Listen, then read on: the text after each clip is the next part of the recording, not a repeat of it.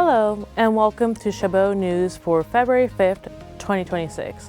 My name is Chantal, and today we are covering the latest on the Tehran protests, the NTSB preliminary report on the Midair collision at Reagan International Airport, and the tragic death of a local DJ. In entertainment news, Greg will tell you about Ye's apology. In sports news, Bruce has the latest updates on ice reportedly going to the Olympics in Italy. And finally, we'll also have our own Union City Arts and Culture Commissioner give us his top 5 restaurants at Union Landing. All that and more coming up on today's edition of Chabot News.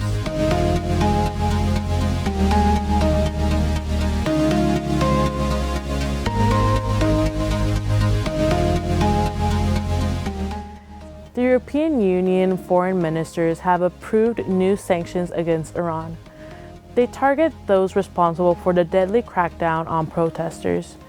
Meanwhile, tensions between the US and Iran keep intensifying. Iranian state media reports that Tehran has added 1,000 strategic drones to its military stockpile. That move, according to one top Iranian general, was made due to threats of US military action against Iran by President Trump if Tehran doesn't sign a nuclear deal. CNN's Fred Pligan visits Tehran's Grand Bazaar, where protests started in late December. Thousands were killed and at least 40,000 arrested in the subsequent crackdown, according to the US-based human rights activist news agency. We've blurred some faces for protection. CNN operates in Tehran only with the permission of the Iranian government. We're in the area around Tehran's Grand Bazaar. This is where the protests started several weeks ago that then, of course, spread throughout the entire country, then ultimately leading to that crackdown where even the government acknowledges that thousands of people were killed. We spoke to some folks around here, and at least some of them said the despair continues, and they said they have very little trust that the government will be able to resolve the issues. In general, the situation is volatile in a way that the prices are crazy high. And for instance, just yesterday, there was a 20 to 30% hike in prices. Are you confident that the government can solve the economic issues? Definitely not. We're certainly sure the government cannot solve it. This is something that I can say for sure. Maybe it is dangerous. I feel this is the end of everything. How deep is the trauma after the crackdown on the protests? In this situation, no one is able to do anything because you either have to go to the streets and be killed by weapons or stay at home and die of hunger. When the protests first started here at the bazaar in late December, it was especially the carpet sellers and jewelers who first walked out. Now, we did speak to some people here who claimed that the situation is now under control. Of course the Islamic Republic can solve the problem. Actually, it's done so. 99% of it is resolved. All this comes as President Trump continues to weigh his military options here in this region. Iran's leadership has said that any attack on Iran will be met with very strong resistance. But they've also said they're willing to negotiate, however not under duress. For Pligan, CNN, Tehran. Thank you for that report, Fred. While this recent protest has threatened the Islamic regime more than in the past, it appears that without outside backing, this uprising is also doomed to fail. It's been a year since an American Airlines regional jet collided with a military helicopter over Washington, D.C. That crash killed 67 people. Now, the National Transportation Safety Board is sharing some of what its investigation found. Part of that includes animated simulations of the event, like this one.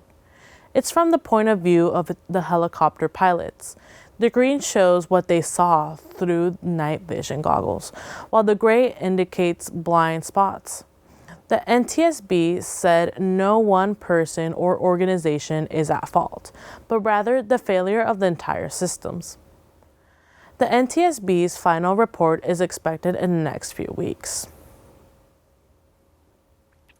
A popular karaoke jockey and Oakland resident died when the airbag in his car exploded.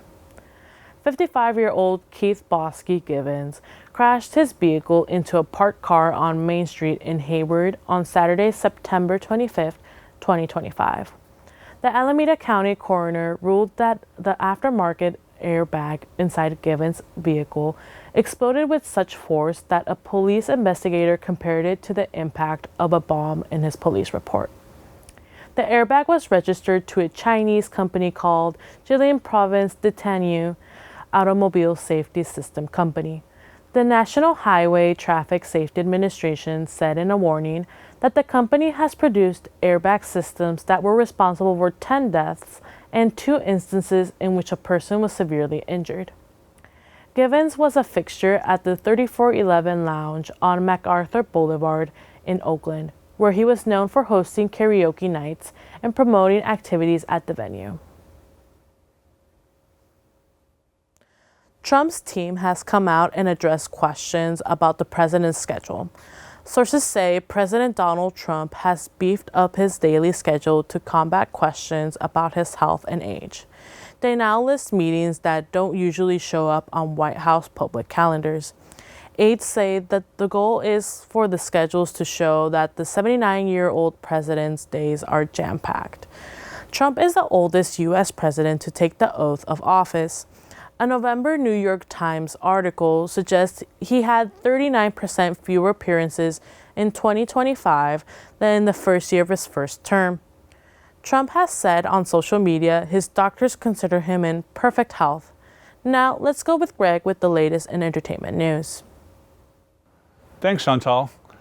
Ye, formerly known as Kanye West, is apologizing for his anti-Semitic remarks and other outlandish behavior in recent years. The rapper bought an ad in the Wall Street Journal to publish a letter titled "To Those I've Hurt." Ye has bipolar disorder that he attributes to brain damage from a car crash 25 years ago.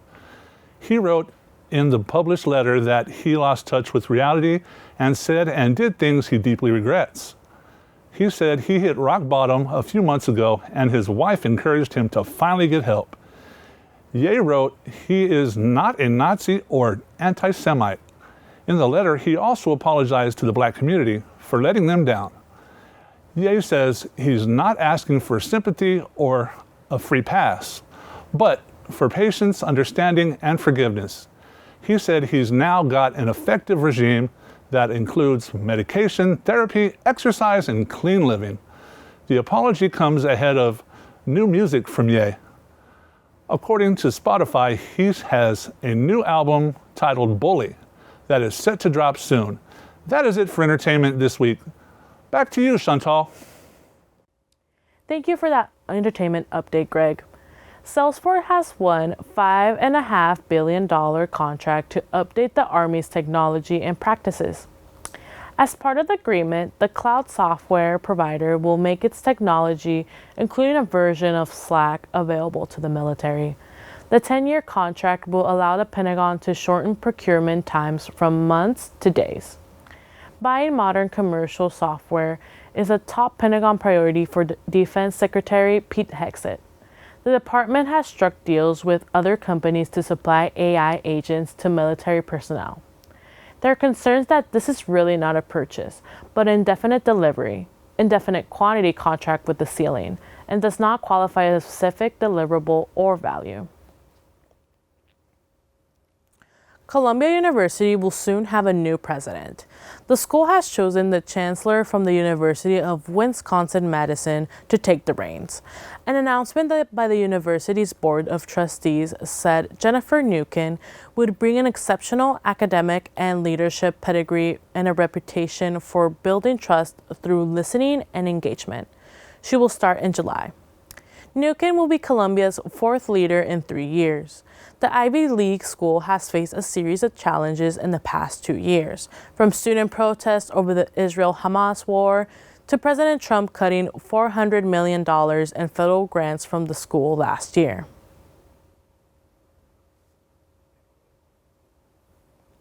The latest fatal shooting by federal agents in Minneapolis has increased the odds of a government shutdown. Some Democrats now refusing to support funding for the Department of Homeland Security, while Republicans need bipartisan support to keep several key government agencies open. Brian Abel is in Washington with the latest as lawmakers face a midnight Friday deadline. escalating tensions between the community and federal immigration authorities in Minneapolis, now creating a battle over government funding on Capitol Hill. That could lead to a partial shutdown. What we're witnessing right now is it's completely out of control. The fatal shooting of Alex Preddy by federal agents appears to be the tipping point for some Democrats who are vowing to withhold votes on an appropriations package for multiple government agencies, including the Departments of Defense, Transportation, and Homeland Security, unless DHS reins in its immigration enforcement actions. We need systemic changes here before we move forward with the appropriations. The Democratic caucus calling for DHS funding to be separated from the other funding bills. Take up DHS by itself. Let's have an honest negotiation, put some guardrails on what's going on, some accountability, and that would solve this problem. We don't have to have a shutdown. The White House, so far, isn't on board. Policy discussions on immigration in Minnesota are happening. Look, the president is leading those discussions, but that should not be at the expense of government funding for the American people. If all Senate Republicans vote yes, they need at least 8 Democrats to join them to get the funding passed. But if the sides cannot come together by midnight Friday, once again, thousands of government workers across agencies, from the Pentagon to air traffic controllers to TSA, will be impacted. Thank you for that report, Brian. It will be hard to predict if Congress will be able to come to an agreement on a DHS budget. At least the rest of the budget has been passed. Now let's see what's going on in sports with Bruce. Thanks, Chantal. Some Seattle Seahawks fans are breaking the piggy bank for a trip to Santa Clara. The team is facing off against the New England Patriots in Super Bowl 60 on February 8th. As of Monday afternoon, ticket prices to the big game were starting at $7,000. Those are the cheap seats. Others were posted at $25,000 each. Not all Seahawk fans can or want to spend a lot of money for the game. That's why the Seahawks Boosters Club is setting up a watch party in San Jose, California. And of course, bars and restaurants throughout the Metro Seattle area will be airing the game as well. This will be Seattle's 4th Super Bowl appearance. They beat the Denver Broncos in 2014, but lost to the Pittsburgh Steelers in 2006 and Tom Brady's New England Patriots in 2015. The Department of Homeland Security says ICE agents will go to Italy for the Olympics. A DHS spokesperson says they'll be in a security role. DHS states that their agents will augment the State Department's Diplomatic Security Service and Vice President Vance's security team. They won't enforce U.S. immigration laws since they'll be in a foreign country. Current and former Italian lawmakers are urging the Prime Minister to bar the agents. The mayor of Milan, hosting the Olympics, stated they're not welcome in Milan. They are not aligned with our democratic way of managing security. They point to the recent deadly ICE shootings of 2 U.S. citizens in Minneapolis. DHS argues the agents were acting in self-defense in both cases, though critics disagree. That's it for sports. Now back to you, Chantal. Thanks for that sports update, Bruce. If you're not happy with Punxsutawney Phil's prediction, you're not alone. Many people feel a significant shift in their mood and motivation during winter months. And whether Phil's right or not, there are things you can do to give your blahs a boost. In today's Health Minute, Mandy Gaither has more on how to beat the 6 more weeks of winter blues.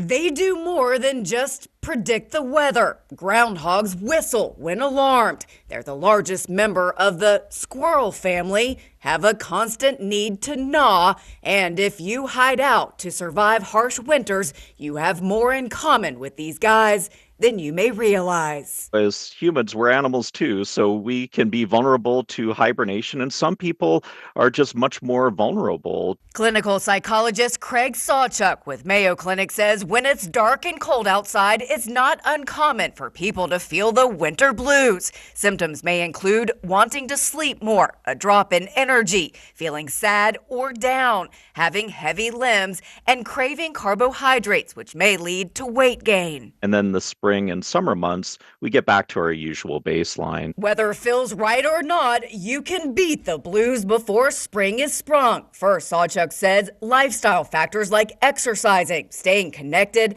and maintaining a regular sleep schedule while avoiding oversleeping can all help. So can light therapy. He says using a light box can improve your mood. There's also cognitive behavioral therapy and medication management. When those symptoms start to become more prominent, they start to cause problems in day-to-day living, then that's when we look at a difference between just having winter blues versus actually being a problem of clinical concern. For Health Minute, I'm Mandy Gaither. Thank you for that informative report, Mandy.